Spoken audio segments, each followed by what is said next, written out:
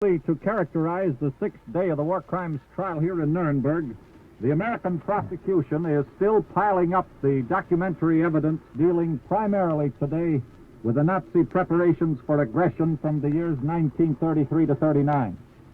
In evidence today have been documents by Jodl, Raeder, and Schacht, as well as speeches by Hitler. Raeder was on the spot. The evidence was brought out showing the German Army and Navy were built up even before the Nazis took control of the government. The Russian Vice Commissar of Foreign Affairs, Vyshinsky, was also introduced to the court by Justice Jackson. Here at the microphone today, I have as my guest Dr. Douglas M. Kelley of San Francisco, California, who is the prison psychiatrist and knows all the Nazis involved. Dr. Kelley, the mental state of these prisoners is of great interest to all. During their confinement, what have been your observations? In general, the prisoners are no different from a group of intelligent executives anywhere.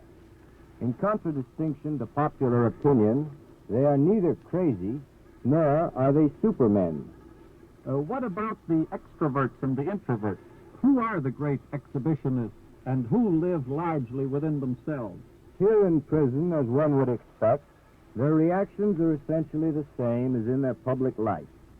Goering, Stryker, and Ribbentrop are still showmen. The military group and the professional types like Frank, Tyson-Quart, Speer, and Frick are reserved types. Dr. Kelley, from your professional point of view, who are the most interesting characters? Goering is of interest because of his strong personality and his extreme egocentricity. He is a forceful leader without thought of consequence or consideration for others. Stryker is also interesting because of his intense belief in his fanatical ideas. He truly thinks that Jewish peoples are a special race and can be distinguished by facial characteristics, body configurations, and even by their odor. In spite of his statements, though, Stryker himself doesn't do so well on identification. We tested him with an interpreter who is tall and blond and has blue eyes and who escaped from Germany in 1939 because he was a Jew.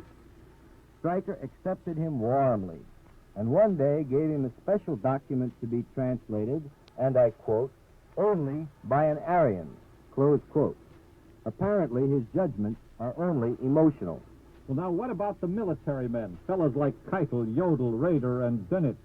We talk about Prussian militarism. How does it reveal itself?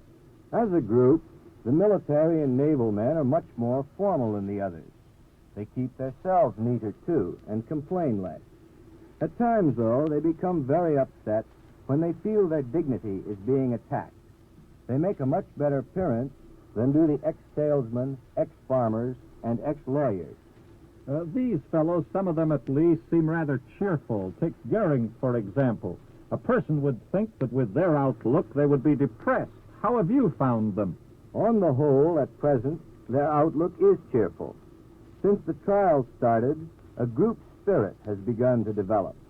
This is especially obvious in Goering, who looks on the trial as a type of intellectual combat. Only the other day, Goering said, and I quote, the defendants form a team, close quote. Then he added in his typical egocentric fashion, and I quote, and naturally, I shall lead them. Well, thank you, Dr. Kelley, for your very enlightening answers. This is Arthur Gaeth speaking from Nuremberg, Germany.